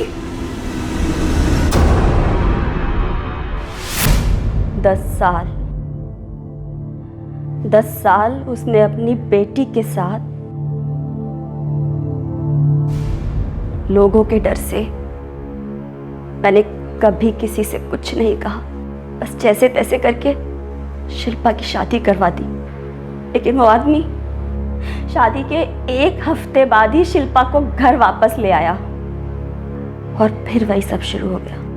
और एक दिन पता चला शिल्पा मां बनने वाली है। नितिन उन्हीं दोनों की औलाद है। उस घटिया आदमी ने अपनी ही बेटी के साथ रिश्ता बनाया, उससे नितिन पैदा हुआ। नितिन ये बात जानता है, इसलिए वो उस आदमी से इतनी नफरत करता है। मैं भी उस आदमी से बहुत नफरत करती हूँ। उसकी शक्ल से नहीं, उसके नाम से भी मुझे घिन आती है। वो दोनों घर छोड़ के चले गए ताकि लोगों को कुछ पता ना चले, और बच्चे को भी अपने साथ ले गए। मैं अकेली रह गई। आप लोग चाहे तो उनका मेडिकल टेस्ट करवा सकते हैं। सच खुद ब खुद सामने आ जाएगा। तेरी बीवी ने हमें सब सच सच बता दिया। झूठ बोलने की कोई गुंजाइश नहीं है। आखिरी मौका दे रहा हूं, सच सच बोल दे। अमित, ये ऐसे नहीं बोलेगा। इसका डीएनए टेस्ट कराओ, सच खुद ब खुद सामने आ जाए। सर,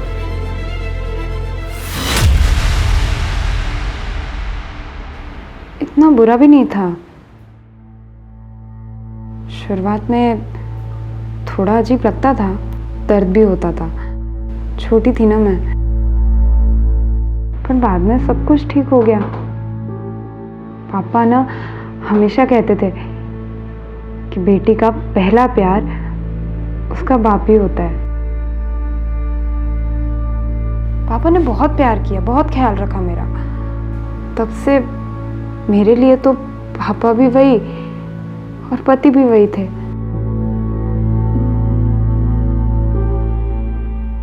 लेकिन ये सही नहीं है शिल्पा।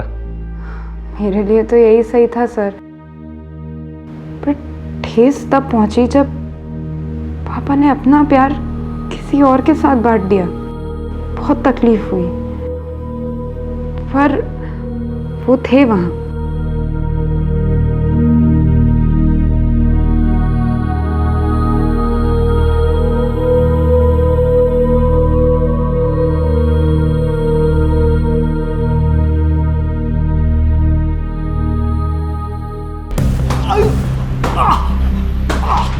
जो हुआ उसका दोष शिल्पा को नहीं दिया जा सकता। बचपन से शिल्पा के मन में ये बात आरोपित हो चुकी थी कि उसे अपने पिता से ही प्यार करना है, उन्हीं से रिश्ता बनाना है। यही उसकी सच्चाई बन चुकी थी। इसके चलते जीवन की बाकी सारी वास्तविकताओं से उसने तो मुंह मोड़ लिया था। बदकिस्मती से कभी कभी जिनके ऊपर हमारी सुरक्षा की जिम्मेदारी होती है वही हमें नुकसान पहुंचाते हैं। और इस केस में शिल्पा के साथ तो ज्यादती हुई है, लेकिन नितिन के साथ भी तो बुरा हुआ है। एक तरफ ये अजीब सच कि उसके पिता और नाना एक ही आदमी है, और दूसरी तरफ इस घिनौने सच को छुपाकर आम जिंदगी जीने का दबाव आसान नहीं होता। बच्चे मासूम होते हैं, हर किसी पे झट से भरोसा कर लेते हैं, और इसी भरोसे का फायदा उठाया जाता है। हर रोज कई बच्चों को नुकसान पहुंचाया जाता है, उनके साथ जुल्म किया जाता है। इस घटना के बदौलत हम उस भविष्य के साथ ही खिलवाड़ कर रहे हैं। ये जितना जल्दी हम समझेंगे उतना बेहतर होगा। क्राइम पेट्रोल्स के और भी दिलचस्प कहानी देखने के लिए हमारे चैनल को सब्सक्राइब करें और बेल आइकॉन दबाना न भूलें।